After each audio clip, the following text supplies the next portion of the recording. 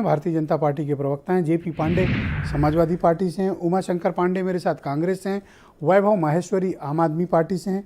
थोड़ी देर में दिल्ली के जाने माने पत्रकार यूसुफ अंसारी हमें ज्वाइन करेंगे और वीरेंद्र सिंह जी हमारे स्टेट हेड। शुक्रिया और धन्यवाद इस महत्वपूर्ण परिचर्चा का हिस्सा बनने के लिए।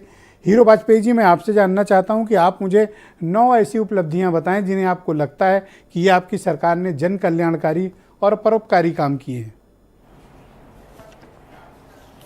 देखिए ब्रजेश जी, सीधे मैं पॉइंट पे ही आना चाहता हूँ। आपने अच्छा किया पूछा। मुझे कुछ सेकंड का समय दीजिएगा।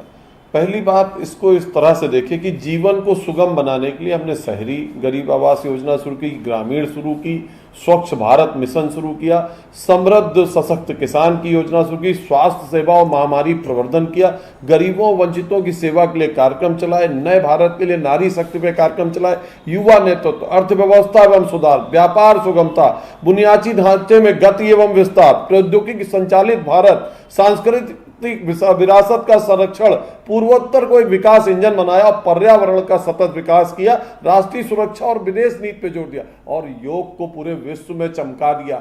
ये एक बहुत बड़ी उपलब्धि है नरेंद्र मोदी के कार्यकाल की 9 साल की। अब मैं आगे इस पे विस्तृत, आप जब पूछेंगे तो आपने मुझसे 9 पॉइंट पूछे, मैंने आपको 15 बताए, मैं इसका विस्तृत विवरण भी आपको आगे दे सकता हूँ। जी, आपने ना इसमें अनुच्छेद 370 का जिक्र किया, ना CAA का जिक्र किया, ना आपने नोटबंदी के अचीवमेंट का जिक्र किया, ना रेल बजट को आम बजट में मिलाए जाने का जिक्र किया। क्या वो सब आपकी उपलब्धियां नहीं है? क्या अग्निवीर योजना आपकी उपलब्धि नहीं है? नहीं, देखिए मेरी बात, आपने कहा जो उन्होंने आम जन के लिए जीवन सुगमता के काम किए, क्या किए? जीवन सुगमता के काम किए। धारा 370 हटी, राष्ट्र के ऊपर एक कलंकता हटी। तो जब आप राष्ट्र की बातें पूछेंगे तब हम विदेश नीति और मोदी जी के दौरे और तमाम बात बताए। आपने पूछा आम जन के लिए किस तरह से ये काम हुए, तो मैंने उसको 15 कैटेगरी में बांट दिया। जब आप उसको इलस्ट्रेट करने के लिए कहेंगे मैं उसको इलस्ट्रेट भी करूंगा। आपको लगता है कि इतना पर्याप्त है 9 साल में आपको जो मैंडेट मिला है उसके लिए?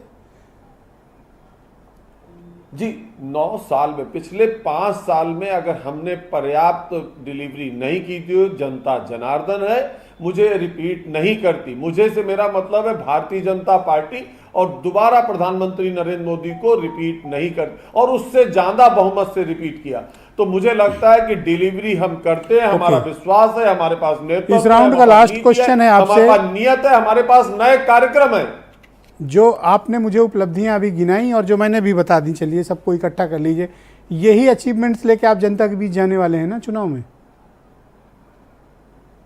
देखिए, एक श्रृंखला होता है जो चलना शुरू होती है और जन विश्वास उस पर आधारित रहता है। ये कार्यों की एक श्रृंखला है। सरकार विकास के लिए ही बनी होती है। सरकार जनता द्वारा चुनी इसलिए जाती है कि वो जनहित के कार्यक्रमों का संचालन करे और ये नेतृत्व, ये विश्वास डेवलप करे कि जो कार्य हमने शुरू किया है उसे हम अंतिम रूप तक ले जाएंगे।